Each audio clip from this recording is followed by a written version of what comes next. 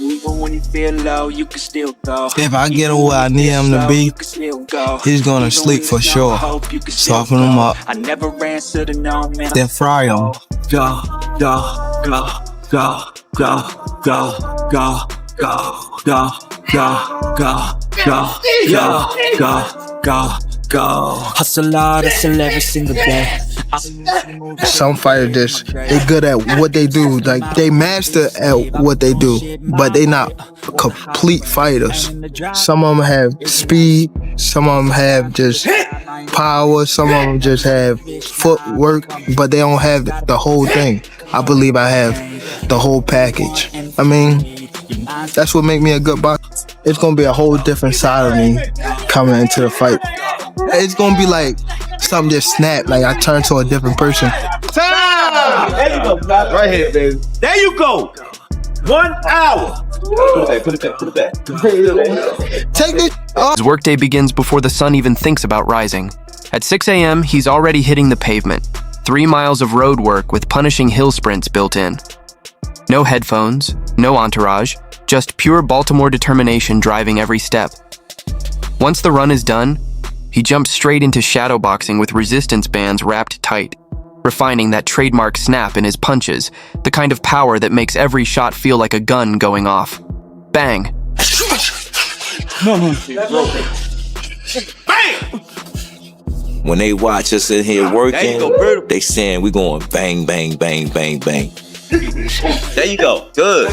There you go. When he get in that ring, he's on a mission. Because he understand that he got to put his pants on, training wheels going. You got what you asked for. Let's get it. By midday, the real battlefield begins. Technical sparring. Tank moves ring to ring, switching between slick southpaws and heavy punchers brought in specifically to mimic Jake's awkward power. Coach Calvin Ford turns the ring into a war zone with what he calls controlled chaos rounds. 3 fresh sparring partners rotate in one after another, each one stepping in fully rested while Tank stays in the fire with no pause, no timeouts, no water breaks. Just non-stop pressure under exhaustion, the kind of training that forges fighters, not internet personalities. Touch him up, something nice. Touch him up, something nice. Touch him up, something nice. Touch him up, something nice. Always supposed to be.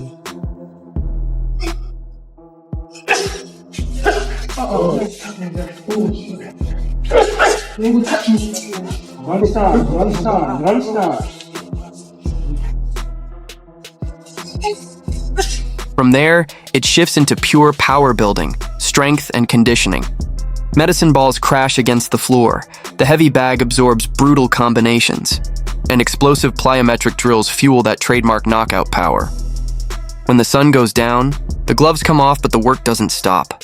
Evenings are dedicated to film analysis, slow-motion breakdowns of Jake's habits, his lazy step-backs, his predictable reloads, every hint of an overhand coming before it's thrown. Tank isn't just preparing, he's studying his target with surgical precision before the strike. 10, 9, 8, 7, power, 6, 5, power, 4, power, 3, 2, one more. Good. Under here. Roll under the base.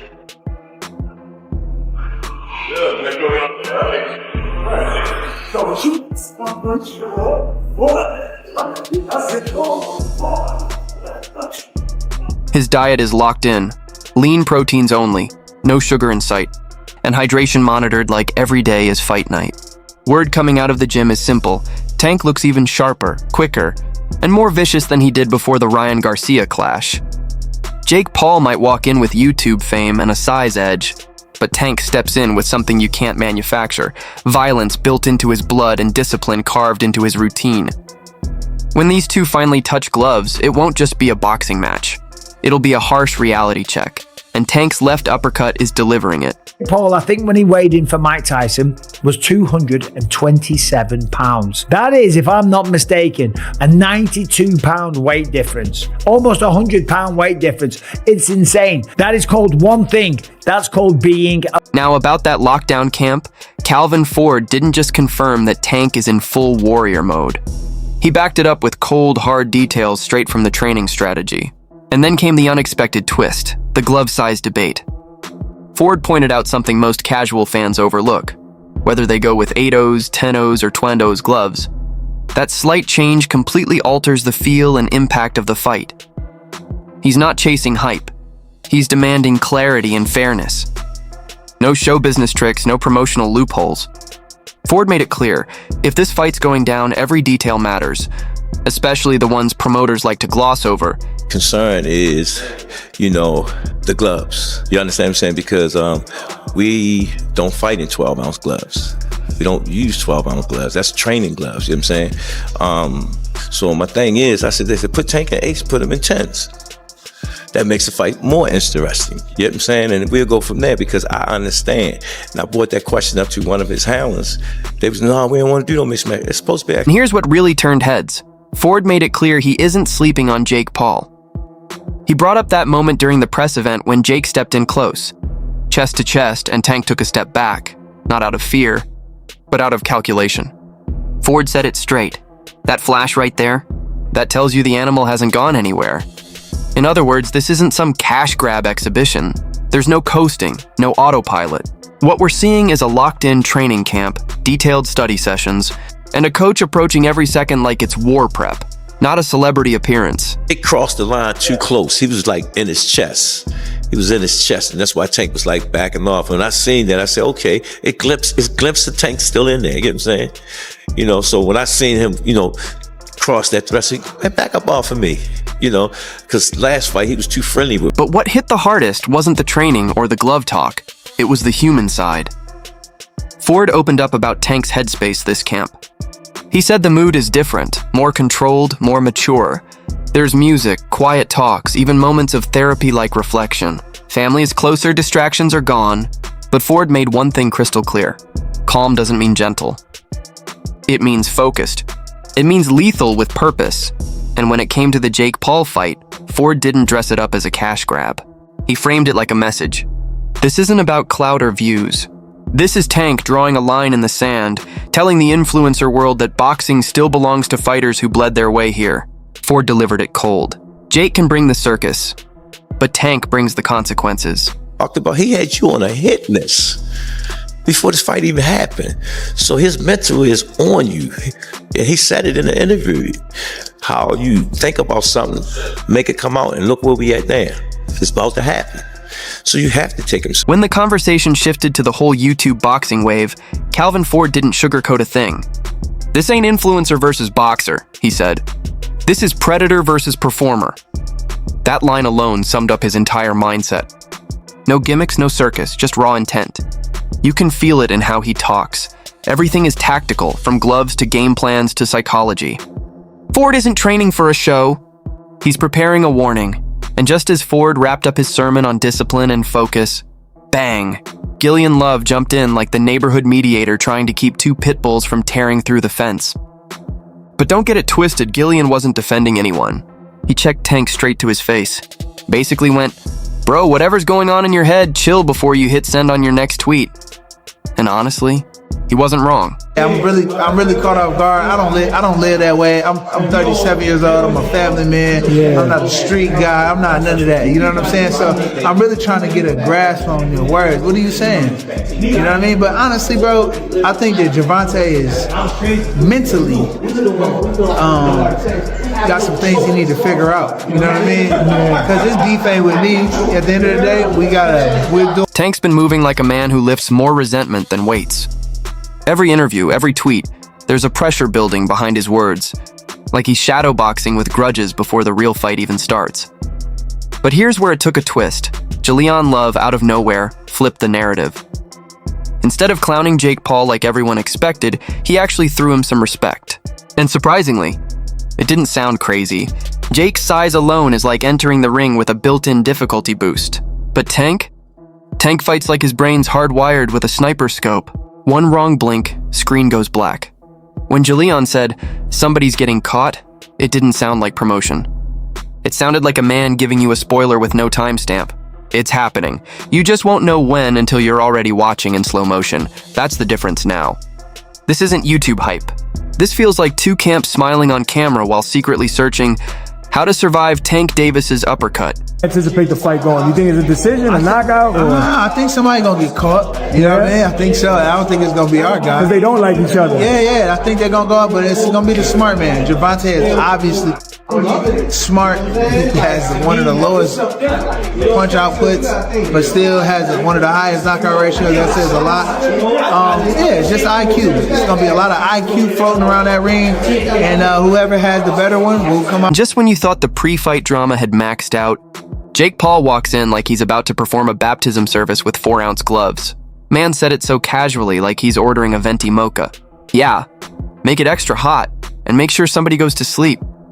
That's not nerves, that's a man who just watched his own knockout montage on loop before breakfast. Jake's energy? Absolutely off the rails right now. He's not looking at Tank like some undefeated horror movie villain. He's talking like he's already seen the ending and he's the one holding the credits. And honestly, you have to respect the commitment. He's not selling merch. He's not doing the influencer wink. He's calling it old school beef, not business. Just two men, one ring, no excuses.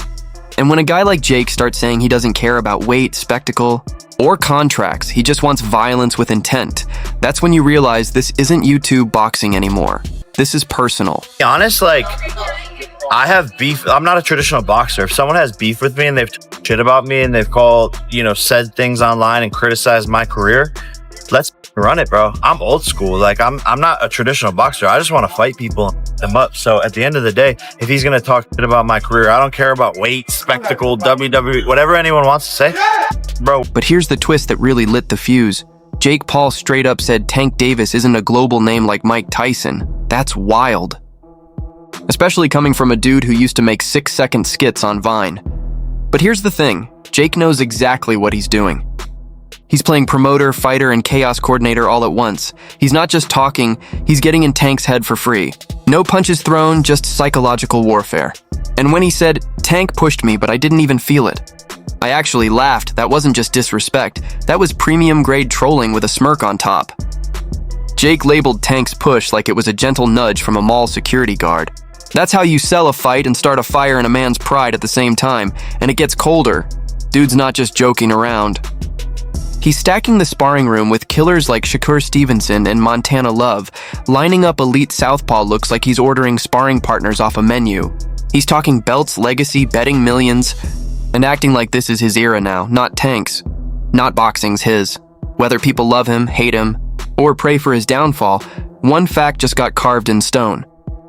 Jake Paul didn't just enter Tank's world. He walked in like he owned the lease. What'd you feel when Tank pushed you up there? I didn't even notice it at first, honestly. I want to see the replay. Like, I don't even know if I moved at all. But it was pretty fast. I didn't see it coming. So he's a fast guy. But that's what makes this. And there it is, the storm before the storm.